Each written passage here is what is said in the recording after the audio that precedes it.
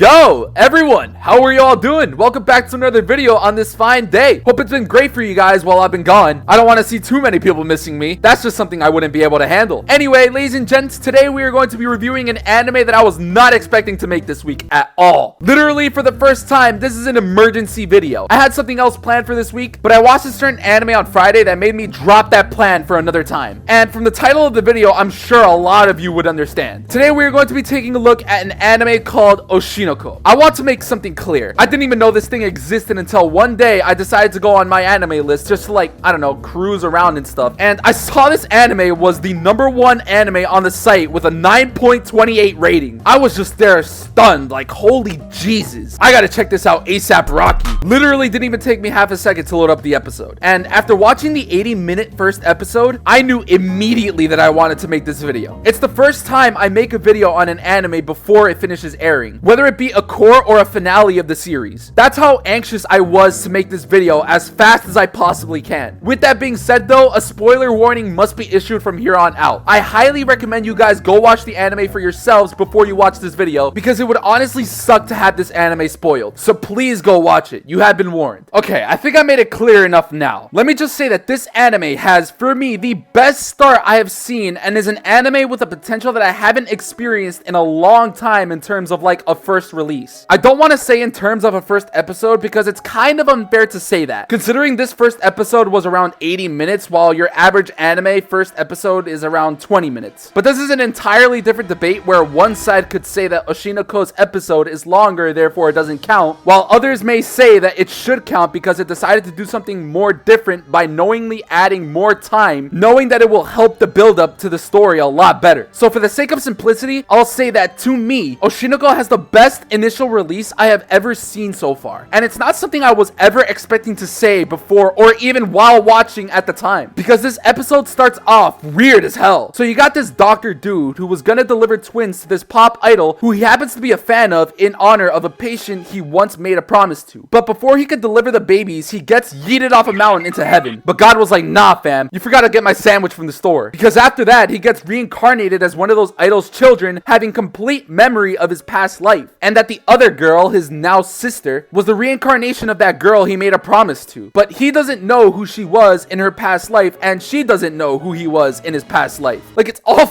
wacky and all over the place. I didn't really know what to think of this anime at this point because I didn't really understand where this anime was going with this. Remember, I went into this as blind as a bat. I didn't know what this show was about at all. As I was watching, I was like, it's fine, it looks nice, but I don't find it to be that good. I guess people are just tripping nowadays or something, I don't know.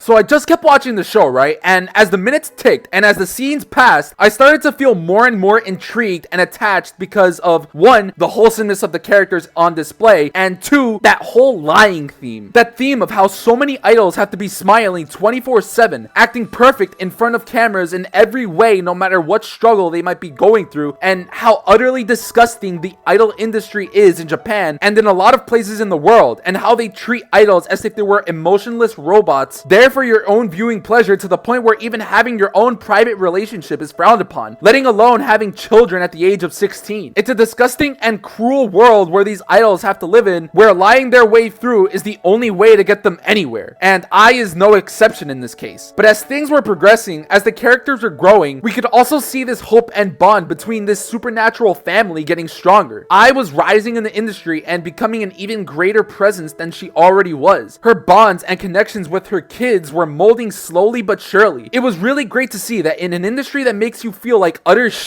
she's able to go back home to the two things in her life and see that hopeful face of hers. We can see her world literally turn around completely from when she's working to when she's around her kids, even if she's at work. Things were working out though. I was feeling good and motivated because of her children. But ladies and gentlemen, we all know where this is going. I talked a lot about the idol industry and how up it is, but I haven't mentioned the worst part. Something that includes this industry that's far worse than everything I mentioned before. The psychopaths. These are the people who think that taking extreme measures is justified just because they support you, just because they are a fan, and just because they consume your content. These are the people who lose their marbles if you don't act the way they want you to act. This is by far the scariest part of the industry, as one slight deviation the idol makes in the lunatic's mind can cause tragedy to strike at any moment, which is something that I learned learned about the hard way. One day, the doorbell rang at her house. She opened the door and was greeted by one of these lunatics who found out about Ai's offsprings. She is then stabbed in cold blood, murdered without hesitation. And even though the severity of the situation was at an all-time high, with blood everywhere and her life fading, she tries to find the happiness that was never present in her life. The killer leaves and the kids grieve as they watch their mother's life, the person that they were fans of even before they were born, fading. And in one heartfelt moment, she tells her kids what might be the only truth she has ever told in her life. A truth that came out that made her last moments of life be the happiest she has ever been.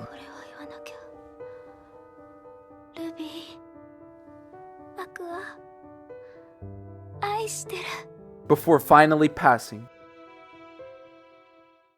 As this episode was coming to a close, I had so many different emotions going through me at once. I wasn't expecting to see this huge change in the plot when I first went into it. The show went from how a mother of twins was becoming a successful idol to now trying to find the person who caused the death of that idol. Not only that, but there are a lot of questions that I'm excited to see getting expanded upon. How did the two get reincarnated with all of their memories from their past lives? Who is the father, the presumed suspect that caused the death of Ai, and what is he like? Are Ruby and Aqua ever gonna figure out who each other were in their past lives? Like, I'm just so intrigued. Again, I did not expect to be this intrigued by the plot by the end of the episode. With what I was seeing at first, I was thinking that this was just going to be a better version of Ya Boy Koming or something like that. I didn't expect to be so invested into the actual plot of the story as much as I was. And considering that this first episode was nothing more than a prologue, I'm really excited to see what comes next in the actual story. Dude, I really love this episode. Like I said, it's to me the best initial release of any anime that I have ever watched so far. I want to see where the series goes and how the events transpire. Let me, of all people, be the one to say this, but I'm so excited that this show has the potential to be my favorite anime, even overtaking Black Clover. But before we draw any hefty conclusions here, let's wait until we see more of this anime. As always, I'll be watching the show week by week, and by the end of it, I'll most likely make a video on it, giving you guys an update on how I feel about this show. But until then, I'm gonna close the discussion here and end the video. Thank you guys for watching. I hope you guys enjoyed it. Let me know down below how you think about Oshinako's first episode in the comments, and tell me how you felt watching this episode for the first time. Make sure to like the video, subscribe to my YouTube channel with those notifications on, and if you have any video suggestions or are curious to know what anime I've watched, you're in your right to check out the My Anime List link in the description of the video. Peace out, you turbo nerds!